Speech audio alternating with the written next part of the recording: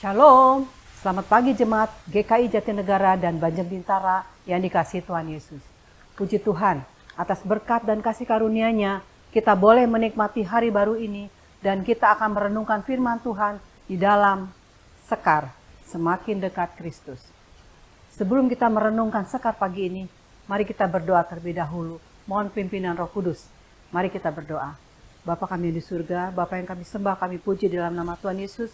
Kami mengucap syukur Tuhan untuk pagi hari ini Tuhan, untuk penyertaan Tuhan dalam kehidupan kami Tuhan. Pagi hari ini kami Tuhan hendak merenungkan sebagian dari firman-Mu Bapa. Memohon pertolongan Roh Kudus-Mu Tuhan, untuk memimpin hati pikiran kami, untuk kami semakin mengenal Engkau Tuhan Yesus. Kasih-Mu membimbing hidup kami Bapa. Terima kasih Bapa, setiap kami yang mendengarkan firman Tuhan, boleh dijamah oleh Roh Kudus Tuhan, demikian juga hamba Tuhan. Ampuni dosa kami Bapa, di dalam Tuhan Yesus, kami mengucap syukur dan berdoa. Amin.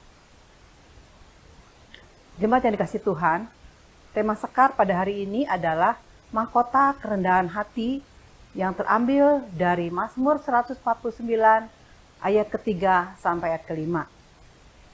Di dalam Mazmur 149 ayat 3, biarlah mereka memuji-muji namanya dengan tari-tarian, biarlah mereka bermazmur kepadanya dengan rebana dan kecapi.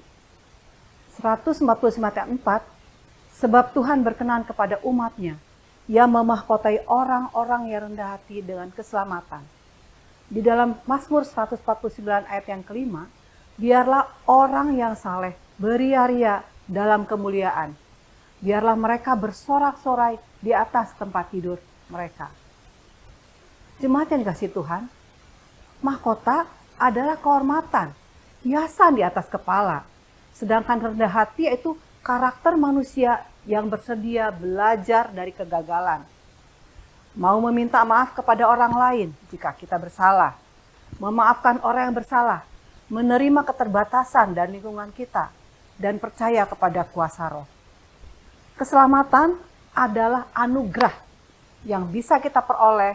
Dan sesuai firman Tuhan, keselamatan akan dimahkotakan kepada setiap kita yang memiliki sikap rendah hati. Jemaat yang dikasihi Tuhan, di dalam Mazmur 149 ayat ketiga, biarlah mereka memuji-muji namanya dengan tari-tarian, biarlah mereka bermazmur kepadanya dengan rebana dan kecapi.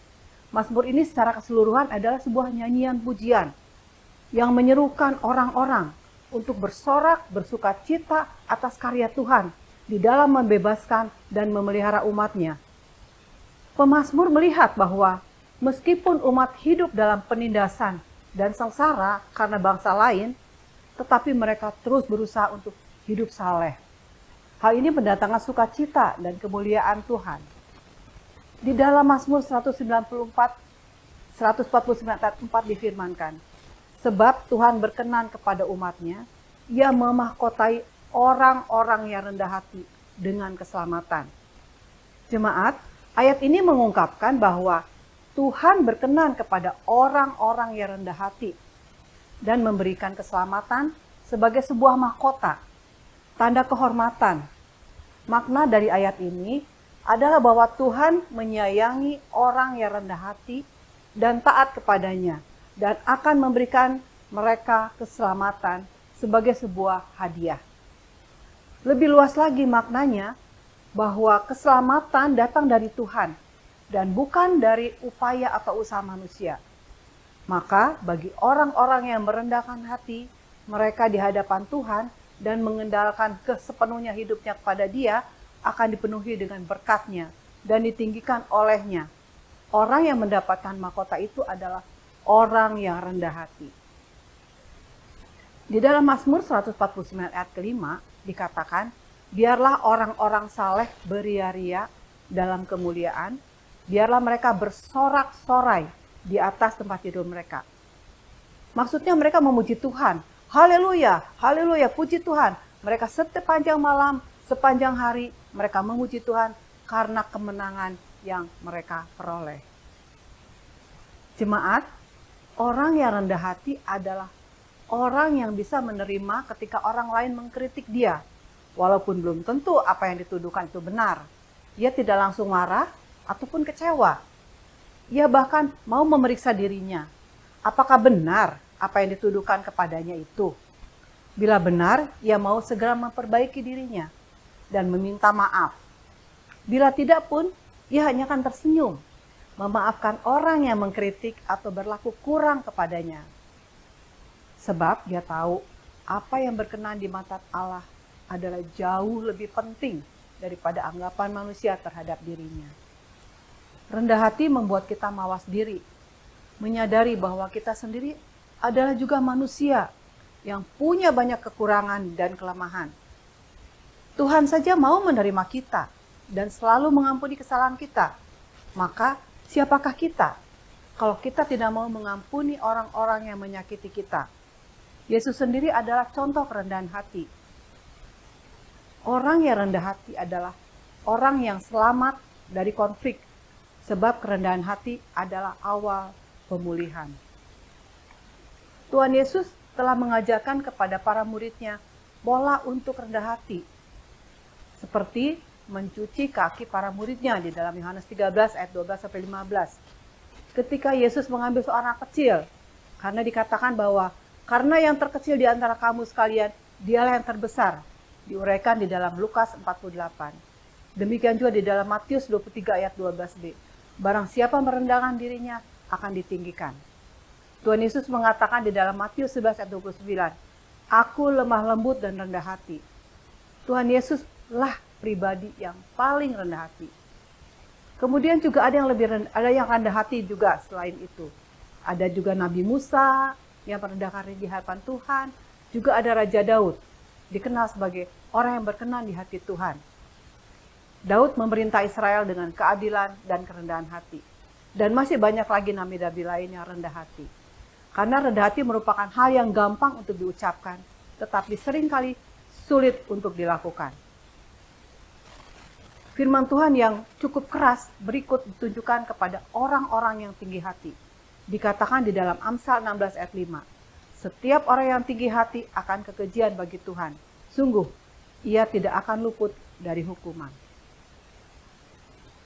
Jemaat, Tuhan memahkotai orang-orang yang rendah hati dengan keselamatan karena mereka adalah orang-orang yang taat dan setia kepadanya.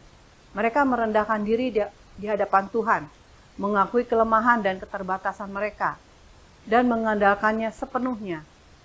Orang-orang yang rendah hati juga cenderung untuk mengasihi sesama dan menunjukkan belas kasihan, karena mereka tidak terlalu terobsesi dengan diri mereka sendiri.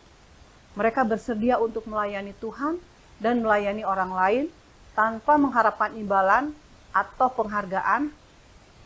Tuhan menghargai dan memperhatikan sikap hati ini dan memberikan keselamatan sebagai hadiah bagi mereka.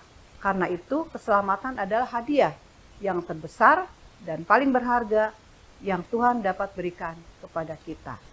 Untuk itu, jemaat yang dikasihi Tuhan, mari melayani dengan rendah hati, dengan hidup saleh dan hidup memuliakan Tuhan. Mari memohon pertolongan Roh Kudus Tuhan, agar kita mampu melakukan sikap rendah hati seperti yang Tuhan Yesus telah ajarkan. Berikut adalah beberapa poin penting mengenai kerendahan hati dari Alkitab. Kerendahan hati berarti merendahkan diri sendiri dan meninggikan orang lain. Tuhan memberikan kasih karunia kepada orang yang rendah hati.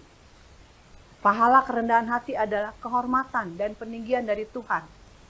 Di dalam Lukas 14 ayat 11. Yesus Kristus melambangkan kerendahan hati dengan mengambil rupa seorang hamba di dalam Filipi 2 ayat 5-8. Kita dipanggil untuk meladani kerendahan hati Kristus dalam hubungan kita dengan orang lain di dalam Efesus 5 ayat 21.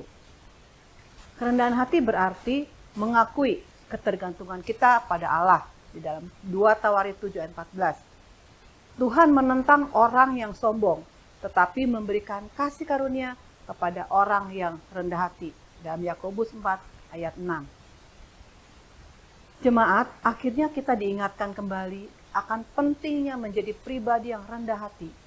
Antara lain, hendaklah kamu selalu rendah hati, lemah lembut dan sabar.